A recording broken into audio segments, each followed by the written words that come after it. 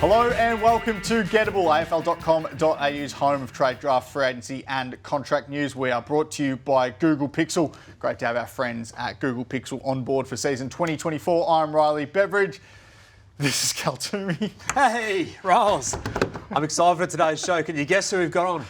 It's Alix Tauru, the Flying Viking. Oh, I don't really like that, but yeah, it's a good look. It's a good look. Our man's coming on the show today. We're pumped to have him on, and we'll see if we can get him in that one later on. But looking forward to today's show as well. We've moved straight out of the trade period, straight into the draft. We're 4 weeks away from the draft, so I can't wait now to find out who goes where. That's my next task. Yeah, it's going to be a massive month for yourself. Home of the draft, AFL.com.au. We've got everything coming on here over the next month or so. But when you click on AFL.com.au this morning, Cal, you see your Phantom Form Guide is up. It's live.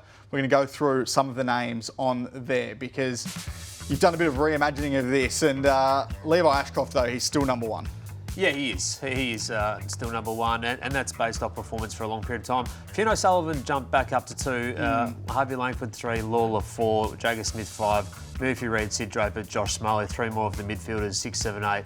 Alex Tauru a little bit higher into number 9, Harry Armstrong the key forward. I want to talk about Fionn O'Sullivan though, because I loved his combine. I thought he was fantastic and one of the real standouts of the combine. He was top 10 for agility, 2nd overall in the running vertical jump as well. The 20-metre sprint there, he ran in 2.99 seconds. The 2-kilometre time trial was in 6 minutes and 28 seconds as well. So it was a great all-round performance from him, and I think it was a reminder to a lot of clubs as well just how athletically gifted he can be and things we haven't seen from him across this year because of his injuries. So he can glide in games, but his impact is strong as a midfielder. He has that balance between the hard edge and also some class. So that's why I push him around there. Look, I started the year with him as the number 1. I think he's going to end up pretty close to there in the end. Sam Lawler, well, he's another one who might be right up there in terms of the number 1 discussion. I've got him at number 4. He's a leader, future captain, didn't play at the end of the Rebels season or test at the Combine due to that hamstring injury he suffered at the end of their year, but he plays with presence, and I love that about him. I love his aggressiveness, his take-em-on style.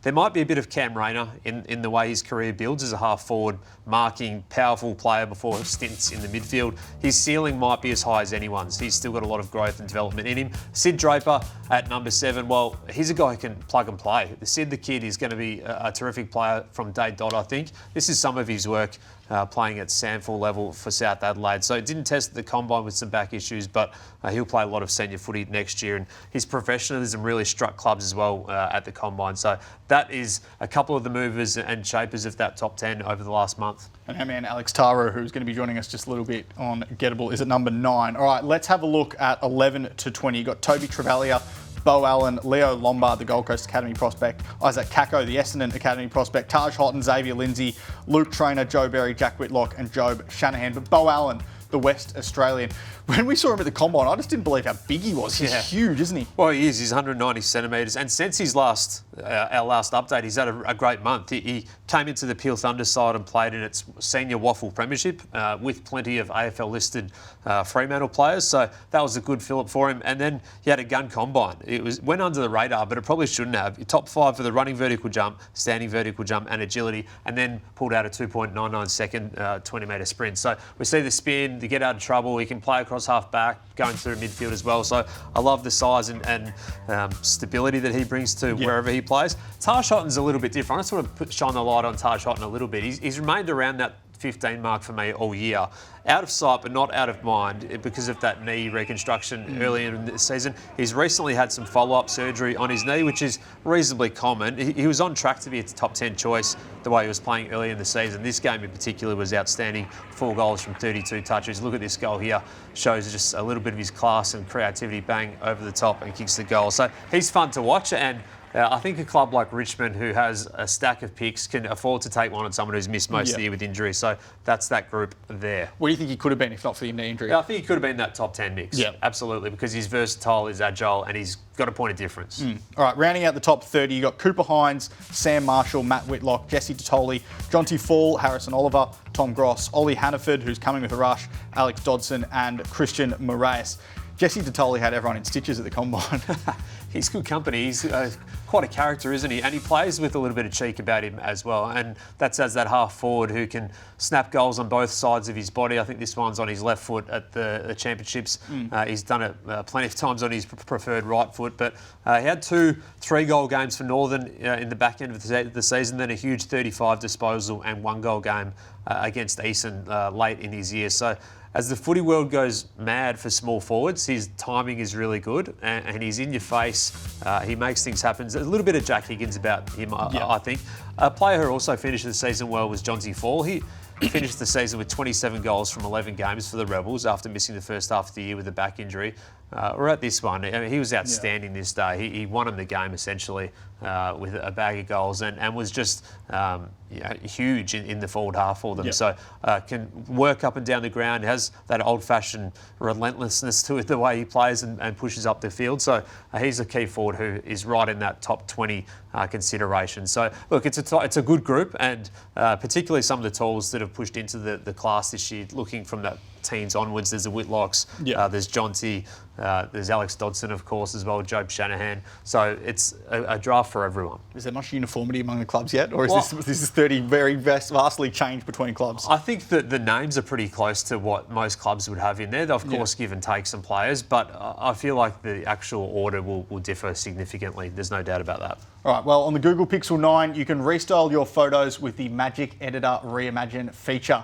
Cal, we've just been through your latest Phantom Form Guide, but if you could reimagine it and add someone else in, who would it be? Well, funny you ask, because I've got my Google Pixel out and I've just been doing some work on that. I don't want to reimagine it and just put 1 in. I want to put 9 in. This is a couple, 9 names that I want to put out. Top 39. I'm going to do a Phantom Form Guide extra later this week. Yeah, okay. I'm going to name 10, but I'll leave 1 off the board at this point. Here's 9. So, Cale Geraint, a key forward from Western Australia. He's tested really solidly in the agility as well, top 10 for that. He kicked 18 goals from 11 games for West Perth, under 18s, 199 centimetres. Here's some of his performance for WA at the Carnival. He was really, really strong and impressive. I think he could easily be a top 30 pick. Noel Moraz, another exciting tall prospect, 199 centimetre key defender who can play all over the ground as a key position prospect. Missed most of the season with his foot injury. So this is one of the few games he did play at the start of the season, but can move. 6:32 for the 2 kilometre time trial. So can move and run.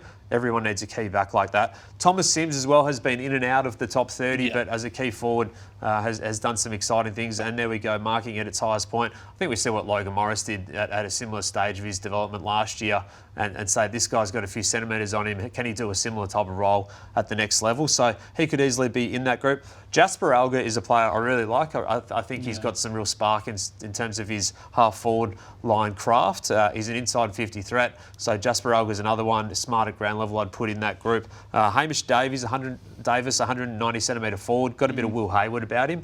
Kicked 4 goals in Claremont's first league final. So a bit of a rangy player. Did the 2 kilometre time trial in 6 minutes and 18 seconds, so can run and move. Jack Owl, 194 centimetre midfielder who's been a big ball getter throughout the back half of this season, so he's probably in that group. Josh Dolan, a half forward, who finished here with a knee injury. James Barrett's a key back, so third tall back who's got some closing speed. And Angus Clark's a versatile rebounding defender. So that's probably my next 9. Okay. I'll leave the 10th for later this week on afl.com.au. But it's up for grabs. It's up for grabs. I have to work out who that one is and how to decide on a few different options. But my point being, it's a very solid top 40. It certainly is. One man who is making his stocks well known across the country is Alix Tauru. He's our next guest on Gettable. All right, welcome back to Gettable. We are thrilled to be joined by our next guest. He's a man that has dominated for Gippsland Power and Vic Country right throughout the season. It is Alix Tauru. Alex, thanks for coming on Gettable. Good to see you, boys. Thanks for having me. Thanks for coming in, mate. It's obviously a busy time for you. What's the next few weeks hold heading up to the draft? We're now 4 weeks out. Not much. Bit of rest with the back inconvenience, but a lot of rest, and that's about it. Just finishing up school, seeing all the school people for the last times and getting all that sorted. You mentioned the back. Tell us about how that's unfolded. You obviously tested really well at the Combine, which we'll get to in a second, and then put up a little bit sore as well after managing that for a little bit. Yeah, so I think I had this back problem for a lot of the season. A lot of the back half of the season, just didn't get it scanned until I had the medical at the Combine, and then since then it's just another roadblock that I just got to get over, and I'm sure I'll be fine soon enough. A little bit of time on the sidelines though? Yeah, always. What about this little period as well at the combine? You must have been wrapped with how you did test, because it was 3 seconds over the 20-metre sprint. You won the vertical running jump as well, and the 2-kilometre time trial. I think you were pretty pleased in your run too. Over the course of the 3 days, were you pleased with how that all unfolded? Yeah, definitely. I didn't really have a benchmark. I never really did much testing, so I didn't have much to aim for. But it was just like the 2K. I just tried to do my best and just leave it all out there. And then I always pride myself on jumping, so that I knew that was going to be one of my better testing. Tell us about the combine experience for you, because you met with 17 clubs across the course of the weekend. It must have been a pretty overwhelming experience. What did that sort of teach you throughout that interview process? No, it was pretty good. I'd met with a lot of them at home anyway, so a lot of familiar faces, but a lot of those rooms at the G were very crowded, and there's a lot of recruiters in there, so it was really good. It was it's just nice talking to like-minded footy people, and I was nothing but grateful that they all wanted to see me. Do you start getting a sense now of like who's spoken to you multiple times, who might like you more than other clubs and that sort of stuff? I don't really get much of a vibe on what's the go. They all seem pretty. I think they like to hold themselves back on showing a bit too much interest sometimes. So I don't really have much of an idea. Many senior coaches at the combine that you spoke to? There was a few. I won't say any because then I might forget some. Say a couple. But, We saw a couple. We saw Adam Kingsley there. We saw Adam Uze was there as well. Good one. Good ones. Yeah, Yeah. good ones there. Mitchell was there. Yep. Yep, he didn't meet me, but it's all good. You're a bit dirty about this because you're a Hawthorn supporter, and they were the one club that didn't chat to you. Now, I think we all know that they're out of the spot where they could actually grab you, given their first pick was out there. But were you keen to actually chat with the Hawks a little bit further, just to show your support at least? No, I would have been happy to go in there and have a full meeting with him, but he saw me he remembered me in the hallway, remembered me to be a Hawks man. Yeah. So he brought me in the room, met with Ruffy and Sammy, so it was good. Has this year been a whirlwind for you? Pretty much. My only goals going into this year were play as many games as possible, so everything that just sort of comes along with me playing good footy and playing good team footy is all sort of a bit granted. I've just done the best I can, and this all just comes along with the journey. And part of that, of course, was the late call into the Vic Countryside, and you played really well at the back end of that carnival. How did you find that experience? That was a bit different. They made me a bit more of a key defender role, so obviously less touches and more lockdown a bit. But it was awesome. Rhett gave me the call up after one game at Power back from injury, so it was pretty surreal. Never really thought that was an opportunity to be brought into that squad, but getting the chance to play in the state was pretty unreal, really. Talk to us about yourself as a player, because I remember a game at Gippsland in the final series down in Bundoora, and you played at either end of the field and they just kept you where the wind was blowing the whole game. So you started forward, then you played back and went forward. Where do you prefer to play? How do you see yourself as a player? Wherever the team needs me, really. Yep. So after the first quarter, I sort of took it upon myself to do what I think the team needs. And the coaches came up to me and really asked where I wanted to play, and I said, wherever you need me, really, wherever the wind's going. So I sort of took it upon myself to take that tougher role. So I like myself at either end, but coming through as a back, I think backs come a bit more naturally, but with a bit more training, I think I can be just as good as a forward. And you do a bit of midfield time as well towards the end of the year as well, didn't you? Yeah, I don't think that come quite naturally as a midfielder, but showed off some of my traits a little bit, a bit of roughness, but I'd like to go back there again sometime. The marking clearly doesn't get much of a run through the midfield, but it does at both ends of the ground. How does that develop in your game? Has it been something that's been there all the way through your junior career? Yeah, it's nothing I really see as a point of difference. I sort of assume that everyone else takes marks, so I never really see it as something as a specialty. I just sort of do it. I think I've always been naturally a good mark. I used to do high jump as a kid, so I was always sort of naturally athletic a bit, and I could always just take a mark as a youngster. So I think it's just something that's come through with me. You mentioned you were a Hawthorn fan. Is there anyone that you sort of modelled your game on growing up, or anyone from another club that you modelled your game on growing up? Growing up, I wasn't the biggest footy fan. I was always a Hawks man through a couple of mates, but I always liked. It's hard to model myself on Surioli, but I always loved Surioli and of course Lance Franklin. So you just try and do the best. Back when I was a main forward, basing it on Lance and kicking all those goals and seeing Cyril run around, run amok. So it was just cool to see, but didn't really model on anyone. Now, you're from the Warragul Footy Club in the Gippsland region, which I know will be very proud of you throughout your journey. But obviously the Mackay boys have come through there, Harry and Ben and the Sarongs as well from that footy club. Tell us about your senior debut, because it happened when you were, I think, 16 and you kicked 3 goals and had 20 odd and managed to take that game by the scruff of the neck. How was that playing against some senior opposition as a kid? It was pretty cool. That was the year I started to get injured. Oh, you've got that video up. Yeah, I anything. got injured through the first half of that year. So a lot of my other mates were getting senior games, and I was real jealous. So I was just envying them trying to get out there. But once I had my opportunity, I knew I'd do the best, and I'd fit in pretty well. Got along with all those boys, built connections over the first few years that I was at the club. But it was unreal to have as good a game as I did, especially with all the boys around the boundary hyping me up for my game. So it was a surreal moment. Cal mentioned before that if it had been a whirlwind for you, but you've sort of risen into top 10 calculations now. Do you feel like you belong in that group? I back my talents as a key defender or key forward or anywhere. I back myself against anyone.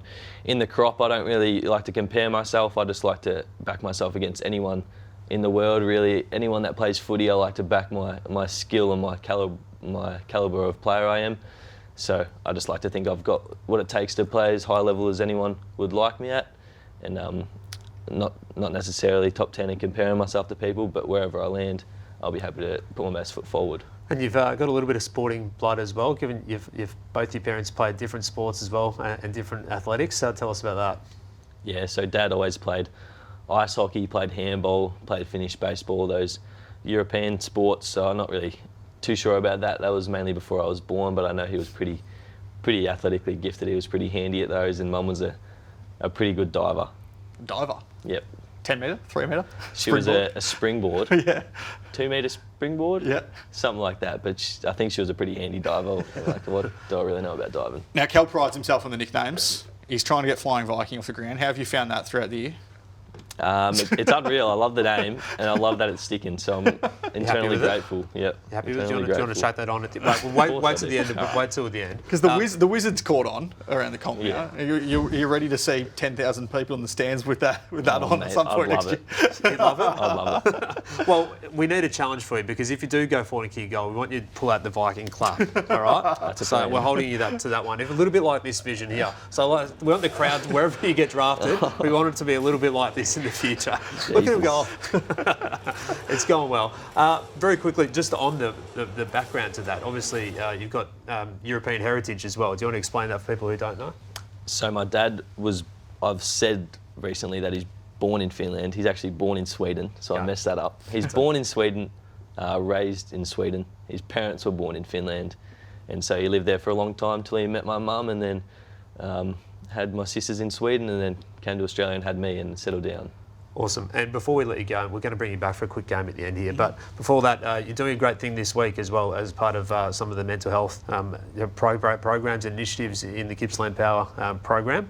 Tell us about that on Friday. Yeah, so with my school, Luana, we're hosting a golf day. So it's just a speed golf day. You play 9 holes as quick as you can.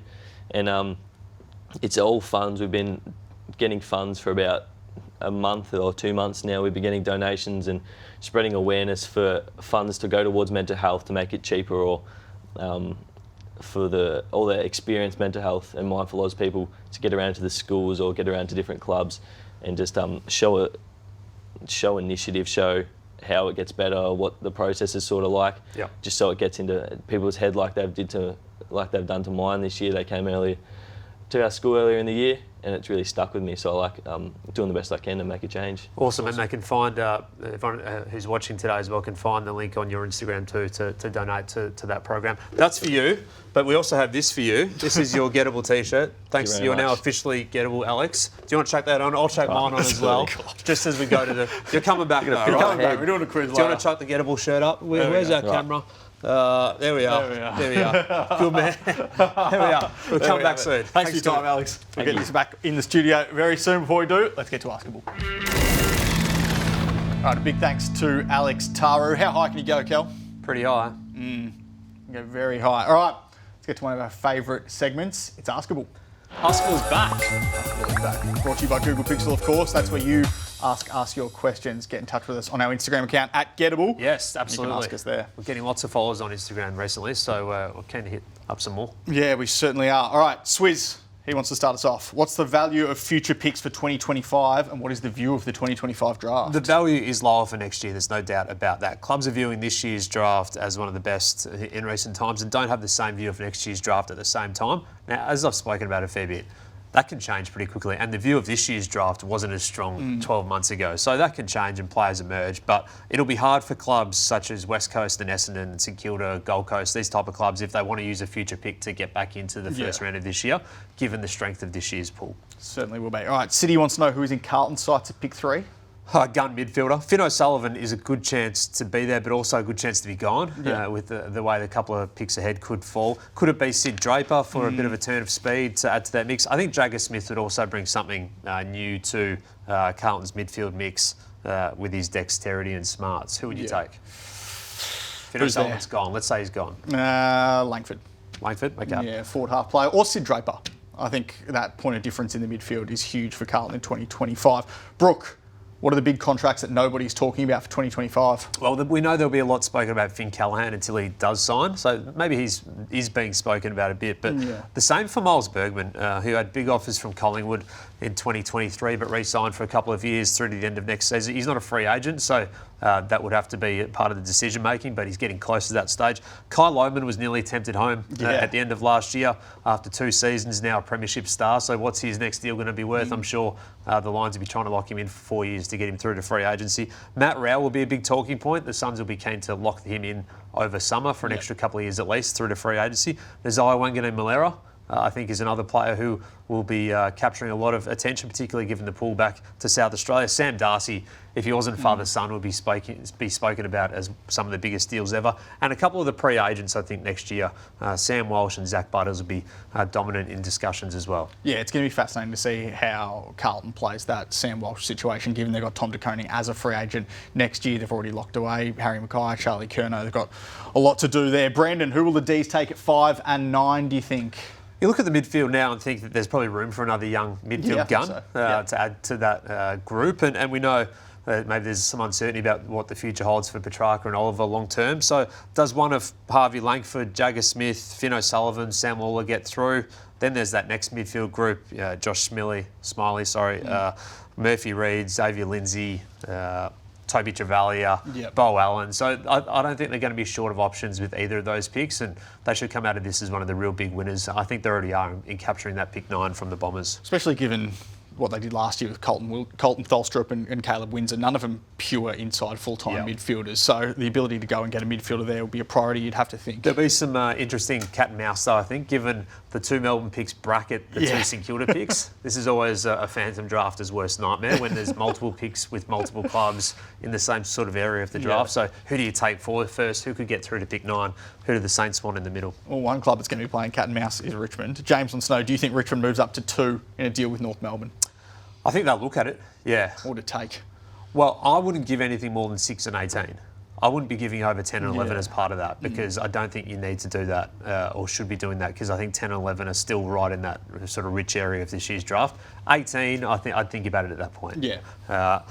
So clubs are already coming hard for one of Richmond's later picks as well, multiple later picks. I think it's unlikely they head to the draft with all 8 picks this year, but it still might be 6 or 7, which is still an amazing haul. If I was a Richmond fan, I would be absolutely stoked at how this is playing out because the success was only 4 years ago. 4 years later, you end up with one of the all-time great draft hauls, and it's the awesome, most perfect time and opportunity to replenish and rejuvenate in a draft. It's fantastic. So timing is everything. The players who left went to clubs with picks who are willing to pay. I think it's a great opportunity for the Tigers, and it's all in their hands. Completely agree with you there. The other thing I was going to mention there was you talked about St Kilda before at 7 and 8. Richmond has the same thing at 10 and 11, where you don't want to lose that valuable commodity of having back-to-back picks, which is why if you were going to give up 6 in a trade to get to 2, I think you'd want to keep 10 and 11 where they are. The other bit is if you do go up to 2, can you get your Dustin Martin and Trent Cotchin for the next 10 years in Sam Lawler and Finn O'Sullivan back to back? And how much is the gap or drop off do they feel from 6 to 10? You know, do they want to tap one out, or do they feel like the top two is so much of a higher level? All right, Toby wants to know, if you had pick one, who would you be taking? Well, I mean, I've just said Finn O'Sullivan's in my rankings the number 2. I'm not counting Levi Ashcroft as part of that, given his ties to Brisbane. So I've chopped and changed a lot throughout this year. I think a lot of clubs have as well, but I really like Harvey Langford as well. I think his impact as a experienced midfielder in time will be significant, and he's a big game player. So those are the guys that I'll be looking at for sure. Finn? I think I said Finn in there, didn't I? Yeah. Somewhere. Lawler for me, I think. Yeah. Danielle, who are the Crows going to take at pick 4? If I was narrowing it now, I'd have the group of 3 midfielders in there: Finn O'Sullivan, Sid Draper and Harvey Langford, right in that mix. So I don't think the Crows can go wrong with that group. Jagger Smith might also be one of the contenders there too, but I think if you look at what the Crows need and what they've wanted for a long period now, they've thrown huge deals at a number of big-time midfielders around the competition, including Hugh McCluggage, Errol Goulden, and these type of guys. They can go and find their next superstar in this year's draft, and I think they'll get one at the top of this year's pool. So whoever it is out of that group, I don't think they're going to be lost for choice. So if O'Sullivan's gone, then it could come down to Draper or Langford. Does the local factor lean towards Draper, or do they want a little bit of extra height and mobility around the ground that Langford could produce? So the Crows cannot go wrong with pick 4. James, can you see Essendon trading back into the draft after the Isaac Kako bid? Of course, they traded out of the draft. They didn't have pick 9 anymore, but can they get back in? Well, you know why they traded out, don't you? Why? It's because the Dons are going wacko for Kako. Grouchy. Apologies. I really want to see a sign in the Essendon cheer squad, Dons go wacko for Kako, by round 1 next year. I think it can happen. Well, you got the Wizard hats. You got the Wizard hats going. We might get the Viking hats going by the time Alix Tauru gets taken as well. Well, they haven't had 2 first-round picks going into a year before as part of this future trading. So they've got 2 first-round picks for next year. Yep. So they've staggered it out, but they can use one of them to buy back in. That'll be a challenge, but depending where the bid comes in, they can give it a crack. Okay. Eve wants to know, will Joe Berry be available for the Dockers at pick 14? Touch and go. I think he'll be close. I'm a big Joe Berry fan. I think he's, very, very close in terms of Isaac Kako and how they play. Is the best small forwards in it. He's a different player. He's a Dylan Moore type of small forward, more so than Kako, who's probably more of a Tyson Stengel type. But he's going to be tight there. I think it's going to be close. Xavier Lindsay could be around that range. Alix Tauru, Bo Allen, Toby Travalia. So there's some options there for the Dockers, and I think in sliding back from 11 to 14, they're probably still hitting the same group. Yeah. All right. It's going to be fun to see how that plays out over the next month or so. It's going to be fun to see how this next segment plays out as well. Is it? We'll see how we go. All right, let's bring Alex back into the studio. All right, welcome back to Gettable, brought to you by Google Pixel. We said before we were going to bring Alix Tauru back into the studio. We have done that because we're going to play a special game with you, Alex. Cal, what are we playing for? We are playing for a Google Pixel, but we're playing Fly or Sigh. Here we are, Fly or Sigh, but we're playing for, of course, our favourite thing in the world, the Google Pixel 9. There it is. The brand new phone is up for grabs today. We love the Google Pixel 9. We love our friends at Google Pixel. All their support is much appreciated. And it's up for grabs today if you win this game. So you have to nail this one. No pressure. So no pressure at all. Basically, this is Fly or Sigh. If you fly, you win, or if you sigh, you lose. That tends to be the way of life. All right, so we're going to ask a few questions. Cal wanted all of the credit for the inventiveness of this game. He made it up himself. So talk us through, what's the game? Well, just put your name in. Yep. You have to lodge it in first. Yep. Alex, Cal, and then you can answer the question. All right, whoever wins the most. Series of questions. Right. You might pick up a trend. What is Craig McRae's nickname? Cal. Yep. Fly. Okay, correct. Wonder Cal. What is an insect with 2 wings? Alex. Ooh. Fly. Yes. There we go. All right, multiple choice. The quickest way to get from Melbourne to Sweden is by boat, ride, or flying. Alex. Yeah. Flying. Oh, yep. You're picking up the theme here, Alex. A colloquial term used to describe someone that's running faster to say that person is. Cal. Flying. Yes, correct. The nickname for former Bomber star Paul van der Haar was what Dutchman? Alex. Flying Dutchman. Yes, there we go. A movie featuring Channing Tatum and Scarlett Johansson was What Me to the Moon? Cal, fly me to the moon. Yes. One. All right, last one. Is this Whoever for the gets win? this one wins. Name one word that rhymes with lying. Alex. Yes. Flying. Ah, there we go. We have a brand new winner of Fly or Sigh. It's fair to say that Alex flew, and for that, You get Thank you, mate. a Google Pixel Pro. So thanks for coming in. boys. Congratulations. Thanks for coming in, Alex. Good luck for the next show. Month and you you've very flown, much. so no, just me sign. Just all right, signing off here today on Gettable. We appreciate you watching. Appreciate Google Pixel for all of their support. Don't forget, plenty more still to come on afl.com.au over the next week, but we will see you next Wednesday.